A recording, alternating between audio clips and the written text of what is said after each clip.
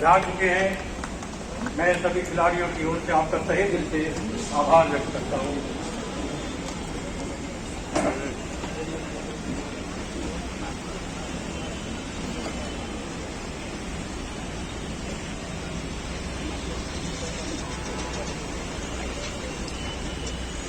बैठे आप बैठ जाएं।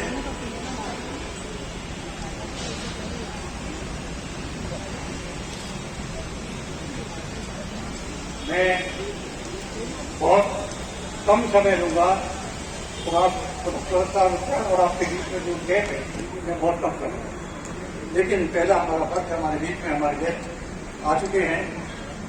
मैं गाजियाबाद बैडमिंटन एसोसिएशन के अध्यक्ष श्री ललित जायसवाल से निवेदन करूंगा कि आप उनका मुख्य से स्वागत करें।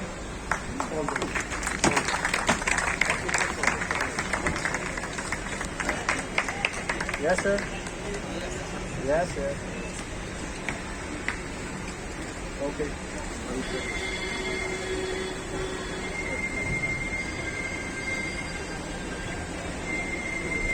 Yes. Okay.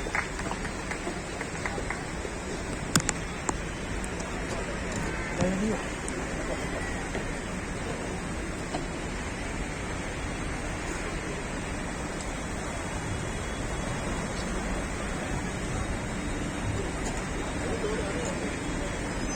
Yes, sir.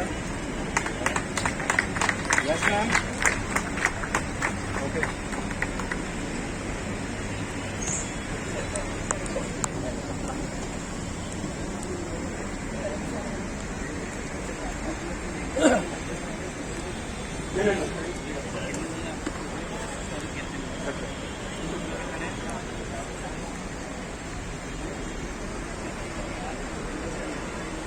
इसी क्रम में मैं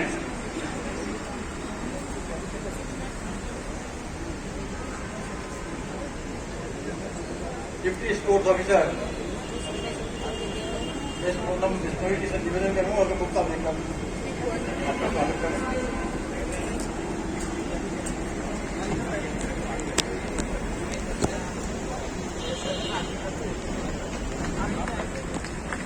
Yes, sir. Yes, ma'am.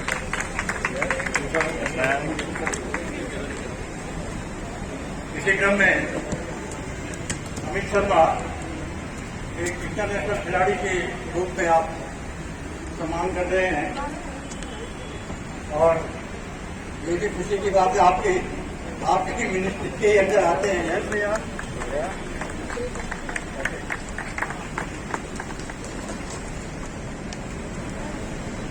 आकांक्षा यादव जीपीएस को रिप्रेजेंट कर रही है।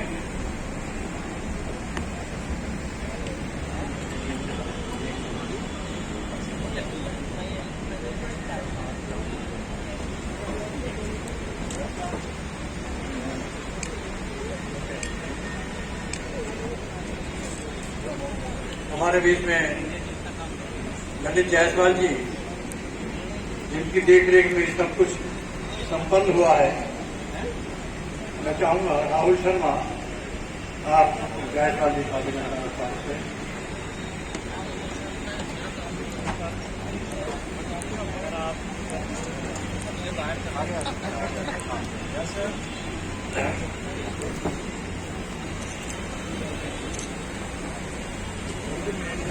हमारा मंच केवल गाजियाबाद जिले तक ही सीमित नहीं है। ये उत्तर प्रदेश बैडमिंटन एसोसिएशन का प्रतिनिधित्व किया है और उसके vice president mister Anjum Agarwal हमारे बीच में है। दिशा आप अपना स्वागत करेंगे। Anjum Agarwal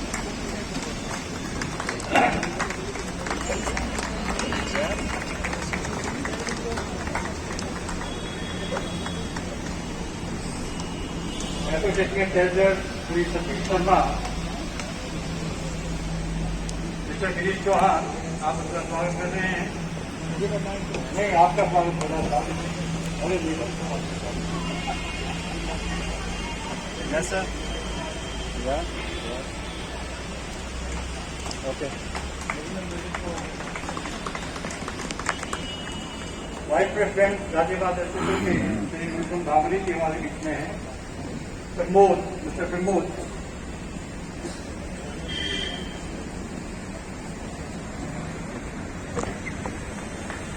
thank you.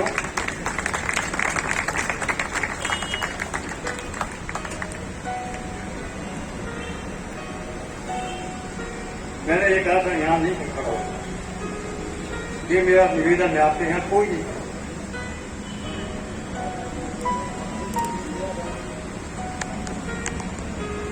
आप याद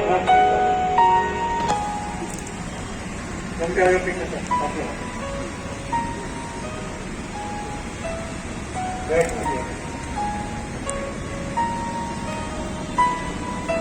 मैं जायसवाल जी को निवेदन कर रहा हूँ कि आप वेलकम के लिए आप आमंत्रित हैं। चलिए ध्यान का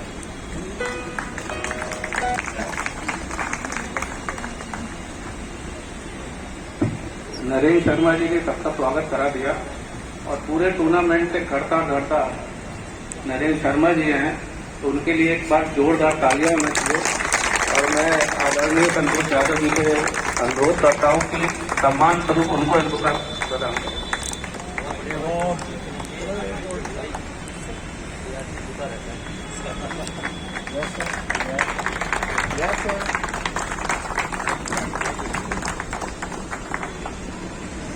आज के इस कार्यक्रम के मुख्य अतिथि श्री आदरणीय संतोष यादव जी, जो सीनियर IAS ऑफिसर हैं और खेलों के प्रति उनकी जो रुचि as a DM, as a VC सब जानते हैं गाजियाबाद में उन्होंने कितना प्रोत्साहन दिया, कितने सारे छोटे बड़े स्टेडियम और कितने सारे कार्य कराए हैं। उनके सम्मान में एक बार जोरदार तालियां होनी चाहिए। उनका मैं स्वागत करता हूं और मंच पर राज अंजुल जी का स्वागत करता हूं। हमारे गाजियाबाद बैडमिंटन एसोसिएशन के सभी पदाधिकारी जो यहाँ मौजूद हैं, जिन्होंने बहुत ही समय दिया लगातार 8 दिन से इस प्रतियोगिता को सफल बनाने में और एक रिकॉर्ड कायम किया उन्होंने। 600 से ज्यादा इंक्रीज हुई है और अंडर 11 से लेकर 65 तक सुबह से रात तक मैच चले हैं। उन सब का बहुत बहुत धन्यवाद है, बहुत बहुत स्वागत है इस प्रतियोगिता को सफल बनाने में। और जो बच्चे आए हुए हैं, उनके पेरेंट्स आए हुए हैं, उनका स्वागत है। जिन्होंने पुरस्कार जीते हैं उनको बधाई है और जिन्होंने नहीं जीते वो बहुत कुछ सीख के यहाँ से गए होंगे। मैं पुनः विशेष रूप से श्री संतोष यादव जी का धन्यवाद देता हूँ आज समय देने के लिए।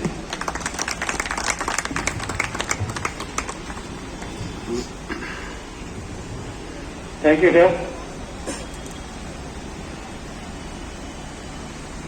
प्राइज डिस्ट्रीब्यूशन से पहले मैं मुख्य अतिथि महोदय को यहाँ बुलाऊं, उससे पहले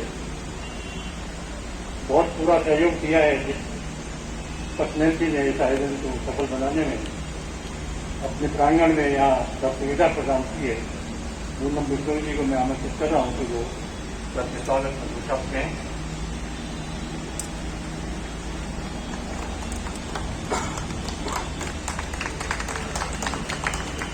सर्वप्रथम मैं हम सब के गुरु जिन्होंने इस कार्यक्रम की नींव रखी है श्रीमान नरेंद्र जी का एक बार जोरदार ताली बजाना चाहूंगी, क्योंकि उन नींव पत्थरों से ही हम सब यहाँ पर एकत्रित हुए हैं।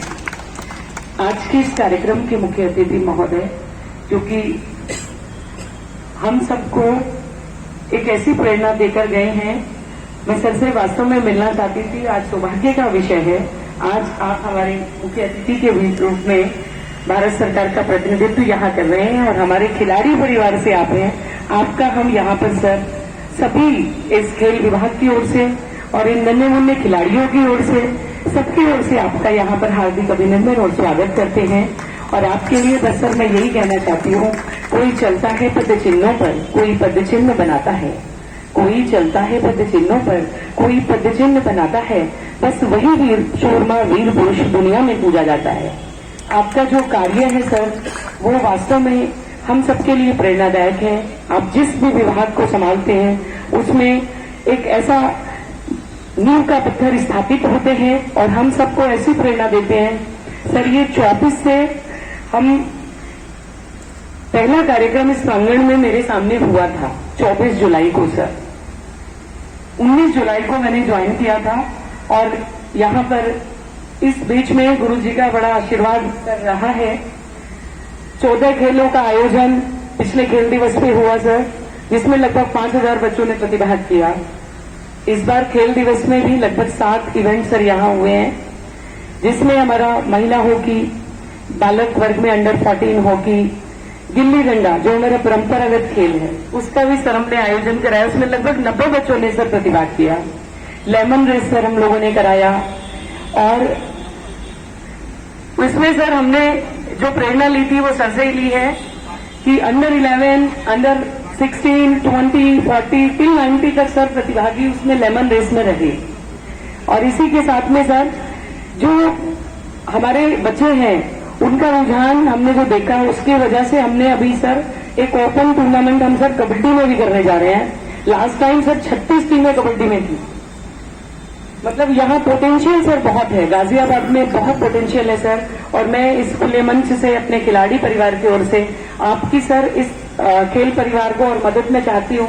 हम चाहते हैं कि सर भारत सरकार को हमारे प्रोजेक्ट्स गए हैं कुछ, खेलो इंडिया में सिंथेटिक ट्रैक और 2 लॉन टेनिस के कोर्ट गए हुए हैं सर, बास्केटबॉल के court, 10 metre shooting range, 25 metre shooting range, 50 metre shooting range.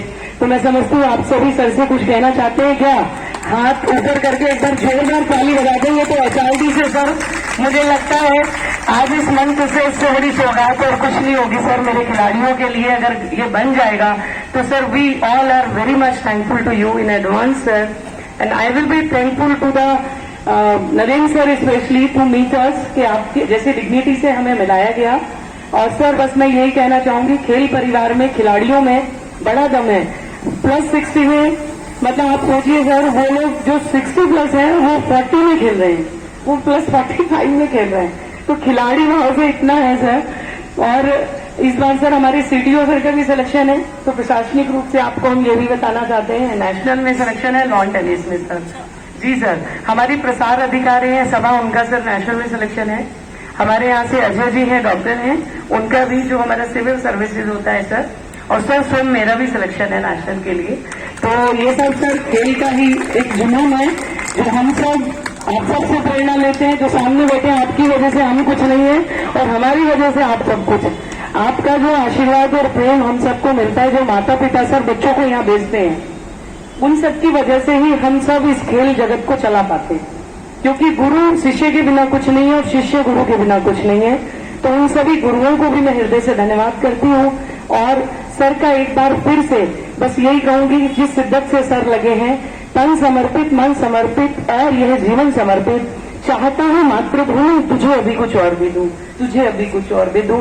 इसी भावना के साथ आप सबका हृदय से आभार और नरेंद्र सर का एक बार और धन्यवाद और आप सबका धन्यवाद। Thank you. मैं आपके बीच में और आमंत्रित कर रहा हूँ आज के चीफ गेस्ट माननीय जी।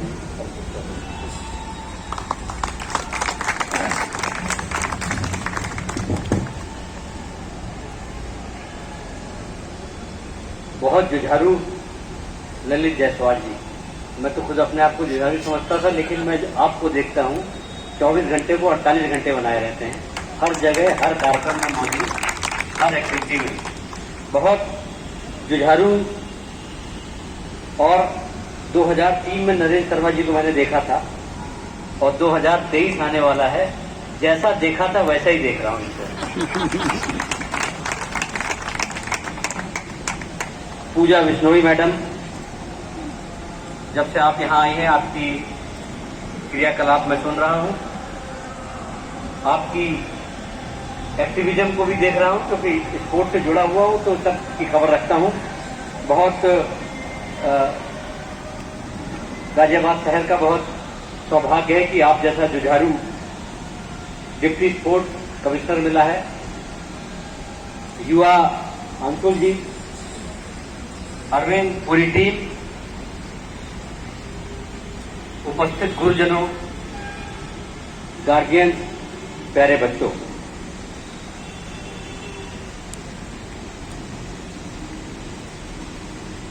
ये कहा जाता है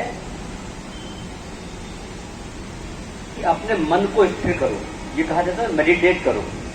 और आप कभी मेडिटेट करने बैठिए, आप 10 मिनट की आंख बंद करके बैठिए, दुनिया की वो सारी चीजें याद आ जाती हैं जो आप सोचोगे नहीं याद आती। और ये कहा जाता है कि मन को स्थिर। किसी गुरु से मैंने पूछा कि परफेक्ट मेडिटेशन कब होगा। साथियों पता परफेक्ट मेडिटेशन कब होगा, किस समय होता है? जब आप बैडमिंटन, मैं बैडमिंटन खेलता हूं इसलिए बता रहा हूं, जब आप शटल को हिट कर रहे होते हैं उस समय अगर आप सोचे भी दुनिया में कोई चीज दिमाग में तो आती ही नहीं। Perfect meditation, sport perfect meditation होता है। खेल से जुड़ा हुआ हूं मैं, पिछले लगभग 30 साल से स्पोर्ट्स की दुनिया में हूं। और किस्मत की बात देखिए, मैं भारत सरकार में एजुकेशन विभाग में जॉइंट सेक्रेटरी बना, मेडिकल सेक्रेटरी हूं। तो वहां मुझे जो और काम मिले, मतलब कायनात कैसे साथ में आती है, जो मुझे और पढ़ाई के साथ साथ काम मिले, मैं देख रहा था तो उसमें एक लिखा हुआ था promotion of sports in school in India, वो भी मुझे दे दिया गया। यानी कि कायनात में उसमें साथ साथ जो मेरे मन की चीज थी वो मुझे मिली। इसीलिए जो अभी विश्नोई मैडम बता रही थी कि 4-5 जो प्रोजेक्ट आपने भेजे हैं भारत सरकार को यहाँ के लिए, अभी उसका मुझे वो मिल जाएगा। और मैं आपको, क्योंकि मैं इस शहर से रचा बसा हूं साहब, मुझे मन लगता है इस शहर में, इस शहर के लिए सब कुछ करना। मैं आपको यहाँ से इस मन से भरोसा दिलाता हूँ कि 5 के 5 प्रोजेक्ट हो जाएंगे। आप बहुत, मैं जरूर देखता हूँ मेरे साथ बैडमिंटन खेलने वाले एक खिलाड़ी पीछे खड़े हैं जो रोज मेरे साथ खेलते हैं बैडमिंटन सुबह। और मैं बता रहा हूँ आपका 24 घंटे का 10 घंटा होता है मेरा वो खिलखिलाना, दुनिया की सब कुछ भूल जाना, साथ ही अपने आप को फिट रखना। तमाम तरह की नियामतें मैं अपने ऊपर देखता हूं कि ईश्वर ने मुझे दी। मैं ईश्वर का हर पल, हर वक्त भगवान का मैं शुक्रिया अदा करता हूं। शुक्रिया इसलिए अदा करता हूं कि भाई इतने लोगों को प्यार दिया, इतना सहयोग दिया, सब कुछ दिया, सब IAS बनाया मुझे। मैं तो गांव का आदमी था, टाट पट्टी में पढ़ता था, टाट पट्टी से पढ़ते यहाँ पहुंचा दिया मुझे आपके बीच। लेकिन सबसे बड़ी जिन नियामत जो ईश्वर ने मुझे दी वो स्वास्थ्य थी। स्वास्थ्य आया कैसे साहब? आप विश्वास मानिए, आपने भी वो देखा होगा, अपने कभी बीमार पड़ जाए तो हमेशा लगता है ये सब क्या है। सबसे जरूरी चीज मनुष्य के लिए जिंदगी में स्वास्थ्य, और स्वास्थ्य के लिए जरूरी है अपने को फिट रखना। अपने को फिट रखने के लिए जरूरी है किसी न किसी तरह की फिजिकल एक्टिविटी में अपने आप को इन्वॉल्व कर लेना। ये कहना बिल्कुल गलत है। कोई भी आदमी ये कहे कि साहब वक्त ही नहीं है मेरे पास, यार माननीय प्रधानमंत्री नरेंद्र मोदी जी से विजिट आदमी कोई होगा नहीं ना, वो भी अपने लिए 1 घंटा निकालते हैं। वो भी अपना योग, जो भी चीज, जिस चीज में आपने उनके वीडियोस देखे हैं, योग करते हैं। तो जरूरी ये है अपने आसपास, अपने परिवार में एक खेल का वातावरण पैदा करें। खेल का वातावरण पैदा करने का मतलब ये है कि अपने बच्चों को इंकरेज करें। इतनी फैसिलिटी बनी हुई है, और फैसिलिटी बढ़ेगी कैसे? भाई ऐसा नहीं कि जो ऑफिसर्स हैं जो फैसिलिटी आपके लिए क्रिएट करेंगे, क्रिएट हमेशा डिमांड से होता है। सिटी तो लिमिटेड है, मतलब पैसा तो लिमिटेड है। पैसा मान लीजिए गाजियाबाद प्राधिकरण कलेक्ट्रेट को मिला के 1000 करोड़ रुपए। अब वो चीज अपने घर में देख लीजिए, अपने परिवार में देख लीजिए कि मुखिया के पास जो पैसा है, जिसकी डिमांड ज्यादा आने लगती है उस पर ज्यादा। तो अगर आप स्पोर्ट्स की डिमांड कलेक्टर से, GDA से, नगर निगम से अगर स्पोर्ट्स की फैसिलिटी की डिमांड करेंगे तो उसी की चीज होना है जरूर, भले वो अधिकारी खेलता है नहीं खेलता है। तो जरूरत ये है, और वो डिमांड कब क्रिएट करेंगे आप? डिमांड तब क्रिएट करेंगे जब आप इस नजरिए से अपने परिवार में अपने बच्चों को, इन सबको प्रमोट करें। तो मेरा सादर अनुरोध ये है कि आप सब एक गार्जियन का ग्रुप, बच्चों का ग्रुप, ये सब बनाकर मैं भी बता रहा था कि बहुत सारे फंड्स होते हैं डिस्ट्रिक्ट में। इसके लिए आप इन अथॉरिटीज को, अगर दूसरा शहर क्या है, शहर साहब बहुत संपन्न शहर है, संपन्न शहर है, बस जाके वहां डिमांड करने की जरूरत है। मुझे अभी भी याद है जब मैं यहाँ पर गाजियाबाद डेवलपमेंट अथॉरिटी में था तो कुछ चीजें ऐसी थी जो कि सरकारी फंड से नहीं होती। सरकारी फंड के तो कानून होते हैं ना खर्चने तरीके, वो नियम कानून है, उससे ही खर्च कर सकते हो। और मुझे कुछ चीजें करानी थी, पैसा होते हुए भी पैसा खर्च नहीं कर सकता था। तो इस शहर से मैंने डिमांड की, आप विश्वास मानिए लगभग 50 करोड़ रुपए मिला मुझे इस काम के लिए, तो मैंने करा दी। तो कहने का आशय ये है कि ललित जायसवाल जी बैठे हुए हैं, ऐसे ऐसे इस शहर में पता नहीं कितने संपन्न लोग बैठे हैं, बहुत सारे संपन्न लोग बैठे हुए हैं। एक बार जाके उनसे बस मिलने की जरूरत है, इस ऐसे कार्यक्रमों में इनवाइट करने की जरूरत है, फूल देने की जरूरत है, स्टॉल पहनाने की जरूरत है। स्टॉल पहनाइए और मजा लीजिए बड़ा बड़ा। तो मेरा आपसे सादर अनुरोध है, इसकी स्पोर्ट्स के बारे में चिंतन करें और जितने बच्चे जिन्होंने यहाँ प्राइज जीता है, जो बच्चों के साथ साथ वेटरन्स भी यहाँ पर हैं, सब खेल में लगे रहें। और अब तो साहब दुनिया की जो पावर आकी जाती है, दो तरह से आकी जाती थी। या तो कहते हैं कि $1 ट्रिलियन इकोनॉमी बने, या तो उसमें आकी जाती, या आकी जाती है कितने मेडल लाया वो, कितने गोल्ड, कितने सिल्वर, कितने ब्रॉन्ज लाया। ताकत देश की उससे नापी जा रही है। तो कोई भी देश समृद्ध तब माना जा रहा है, खाली पैसे से नहीं माना जा रहा है। पैसा एक, इकोनॉमी एक अंग है, स्पोर्ट्स पावर उतना ही बड़ा अंग है दुनिया में स्पोर्ट्स। इसीलिए यार ये उस समय की बात हुआ करती, जहां से 30-40 साल पहले कि साहब कलेक्टर बना दो, IAS बना दो। अब तो उससे भी बड़ा है, स्पोर्ट्स पर्सन बना दो, पूरे देश में, पूरी दुनिया में शुरू है। और एक बात आप बता दें, अब हम लोग पढ़ाई में, अभी अगले साल से देख लीजिए पढ़ाई में करने क्या जा रहे हैं, पर्चा आउट कर दे रहा हूं, क्या करने जा रहे हैं लोग। फिजिक्स, केमिस्ट्री, मैथ, साइंस यही समझते थे ना, इसी से पढ़ा, इसी से नंबर मिलते थे ना। अगर बच्चा स्पोर्ट्स एक सब्जेक्ट ले लेगा तो उसको भी उतना ही नंबर मिलेगा जितना फिजिक्स का। हर एक को यूनिट दे रहे हैं आप। अगर एक साल उसने मान लीजिए फिजिक्स पढ़ा, केमिस्ट्री पढ़ा, उसको 20 यूनिट मिली, तो स्पोर्ट्स को भी 20 यूनिट मिलेगी। यानी कि सबको बराबर कर दे रहे हैं। यानी कि क्या कर दे रहे हैं कि मेरे समय में विकल्प नहीं था, मैं मैथ्स का अच्छा स्टूडेंट है, तो मैथ्स के साथ साथ एक दूसरा सब्जेक्ट फिजिक्स में लेके, साइंस में लेके स्पोर्ट्स ले लूंगा, मैथ्स स्पोर्ट्स।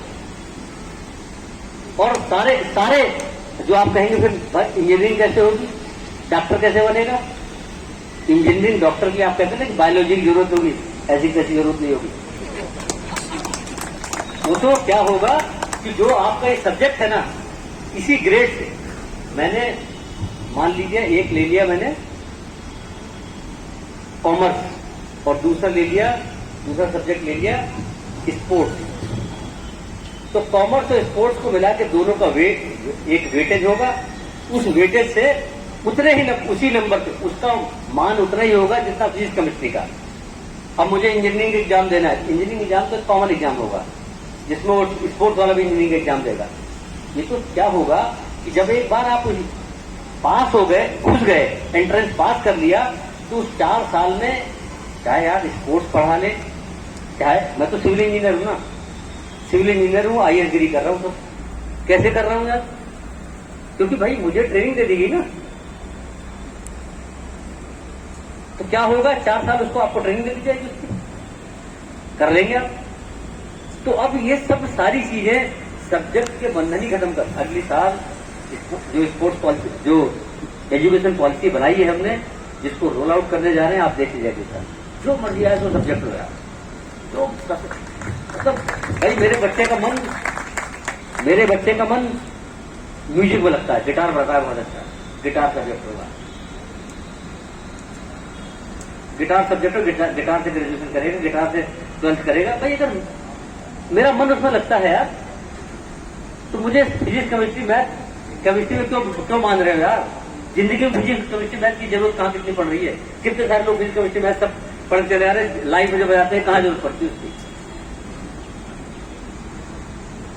लाइफ की स्किल्स की तो मतलब कहने का मैं कहने जा रहा हूँ कि एजुकेशन को हम लोग एक उस तरह बनाते जा रहे हैं ताकि आपकी जो रोजमर्रा की जिंदगी उससे जोड़ते हुए। बहुत बहुत धन्यवाद, बहुत शुक्रिया और साथ मुझे बुलाने के लिए बहुत बहुत थैंक यू सर।